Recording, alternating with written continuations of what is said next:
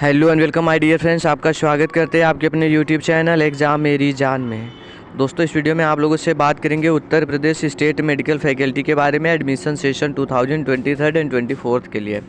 Second counselling का आप लोग वेट कर रहे थे, फाइनली आपकी सेकंड काउंसलिंग स्टार्ट हो चुकी है। दोस्तों, कौन कौन से कैंडिडेट पार्टिसिपेट कर सकते हैं इसके बारे में डिस्कस करूंगा, क्योंकि मैंने अपने प्रीवियस वीडियोज़ को चेक किया, उसमें ढेर सारे स्टूडेंट्स कन्फ्यूज्ड हैं। अपग्रेड करने वाले और नए बच्चे जो है सिक्योरिटी फ़ीस और रजिस्ट्रेशन फ़ीस 5,000, सिक्योरिटी फ़ीस 5,000 और रजिस्ट्रेशन फ़ीस 500 रुपये, दोनों को लेकर के कंफ्यूज्ड है। और कौन पार्टिसिपेट करेगा इसमें भी कंफ्यूज्ड है। तो इसी टॉपिक पर बात करूंगा। वीडियो को आखिरी तक देखें, बातों को आप ज़रूर से समझ जाएंगे। तो चलिए स्टार्ट कर लेते हैं। इसके लिए सबसे पहले क्या करना है, आपको ये ब्राउज़र जो दिख रहा है इसको डाउनलोड कर लेना है। ऑफिशियल वेबसाइट पर दिख रहा होगा, उसी को कर लीजिए डाउनलोड। आपको आसानी के साथ समझ में आ जाएगी। स्क्रॉल करके नीचे चले आना, ठीक है। देखते रहते कितना नीचे तक जाना है।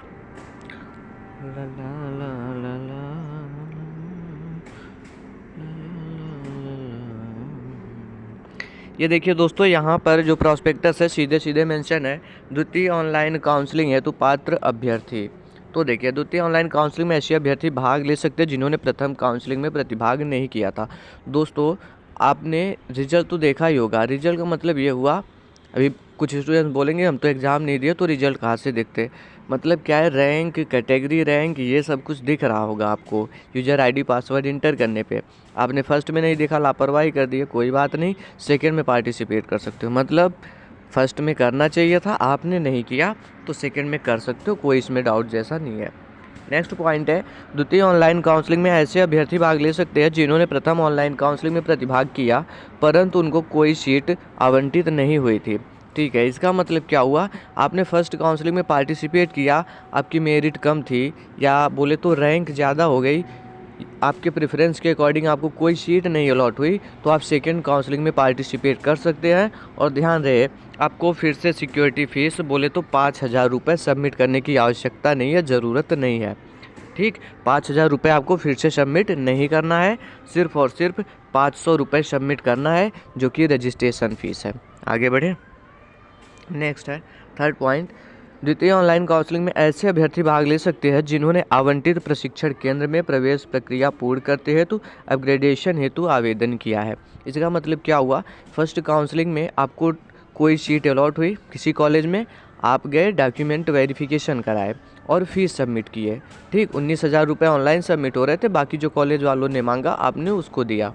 ठीक, तो अगर आपने एडमिशन प्रोसीजर कंप्लीट कर लिया और अपग्रेड के लिए अप्लाई किए हुए थे, तो आप कोर्स और कॉलेज दोनों चेंज करने के लिए सेकंड काउंसलिंग में पार्टिसिपेट कर सकते हैं। ठीक, आगे बढ़ते हैं। द्वितीय ऑनलाइन काउंसलिंग में ऐसे अभ्यर्थी भाग ले सकते हैं जिन्होंने प्रथम ऑनलाइन काउंसलिंग में सीट आवंटित होने के पश्चात आवंटित प्रशिक्षण केंद्र पर प्रवेश प्रक्रिया पूरी नहीं की थी। इसका मतलब क्या हुआ, आपको सीट अलॉट हुआ फर्स्ट काउंसलिंग में, लेकिन आपने एडमिशन नहीं लिया, मतलब डॉक्यूमेंट वेरिफिकेशन कराने के लिए आप कॉलेज नहीं गए, चाहे तो आपके पास पैसा नहीं हो पाया या फिर टाइम नहीं हो पाया। किसी भी सूरत में अगर आपने एडमिशन प्रोसीजर कंप्लीट नहीं किया है तो सेकंड काउंसलिंग फिर भी कर सकते हो। लेकिन दोस्तों, शर्त ये है कि अब आपको फिर से 5,000 रुपये देने होंगे और साथ ही साथ 500 रुपये रजिस्ट्रेशन फ़ीस का देना होगा, जो कि फर्स्ट काउंसलिंग में आपने दिया था, फिर से इसी को रिपीट करना। इतना पैसा आपको फिर से देना होगा, तभी सेकेंड काउंसलिंग पार्टिसिपेट कर पाएंगे, अदरवाइज नहीं कर पाएंगे। आगे बढ़ते हैं। द्वितीय ऑनलाइन काउंसलिंग में ऐसे अभ्यर्थी भाग ले सकते हैं जिनका प्रथम ऑनलाइन काउंसलिंग में संबंधित प्रशिक्षण केंद्र द्वारा, ठीक है, कोई डॉक्यूमेंट आपका रिजेक्ट कर दिया गया। फर्स्ट काउंसलिंग में आपको सीट अलॉट हुई, एडमिशन लेने के लिए कॉलेज में चले गए, कोई डॉक्यूमेंट्स आपका रिजेक्ट कर दिया गया और आपने सेकेंड काउंसलिंग से पहले उसको सुधार कर लिया है। ठीक है, सेकेंड काउंसलिंग से पहले सुधार कर लिया तो आप पार्टिसिपेट कर सकते हो, लेकिन उसमें भी कुछ लिमिट है। क्या है वो देख लेते हैं। परंतु अभ्यर्थी द्वारा दूसरे चक्र की काउंसलिंग से पूर्व सही करा लिया हो, लेकिन 10वीं तथा 12वीं के प्राप्तांकों के प्रतिशतों में किसी भी प्रकार का संशोधन स्वीकार्य नहीं होगा।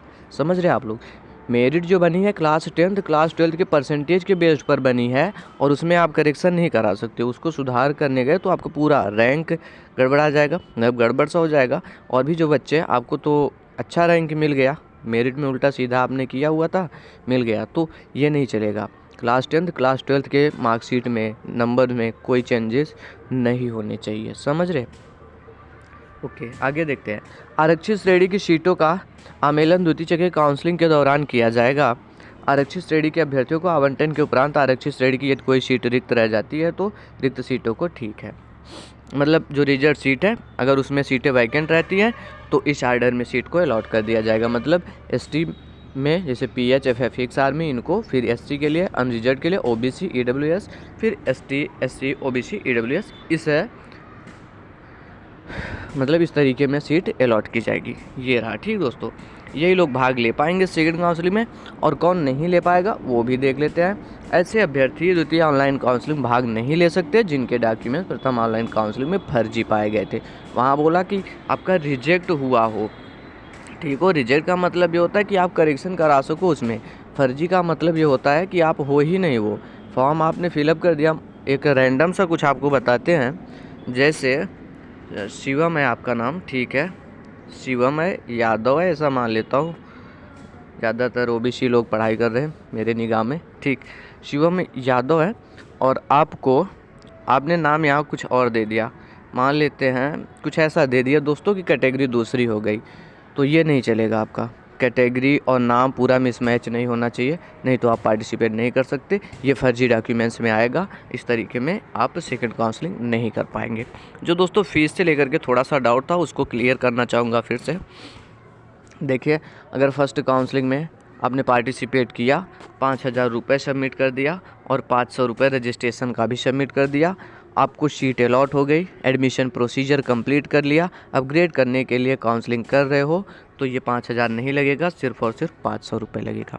लेकिन अगर आपको सीट अलॉट हो गई और मतलब फर्स्ट में अलॉट हुई थी, आपने क्या किया, एडमिशन प्रोसीजर कंप्लीट नहीं किया, ठीक, एडमिशन प्रोसीजर ही नहीं कंप्लीट किया, मतलब डॉक्यूमेंट वेरिफिकेशन नहीं कराया, तो फिर से पूरा रुपए देना होगा। 5,000 ये सिक्योरिटी फ़ीस का और 500 रुपये रजिस्ट्रेशन फ़ीस का। और रही बात रजिस्ट्रेशन फ़ीस, सभी का लगने वाला है दोस्तों, ठीक। उम्मीद करते हैं बातों को समझ पाए होंगे। तो वीडियो को लाइक करें, चैनल सब्सक्राइब कर ले, कोई क्वेश्चन हो कमेंट बॉक्स में कमेंट करें। Thanks for watching this video.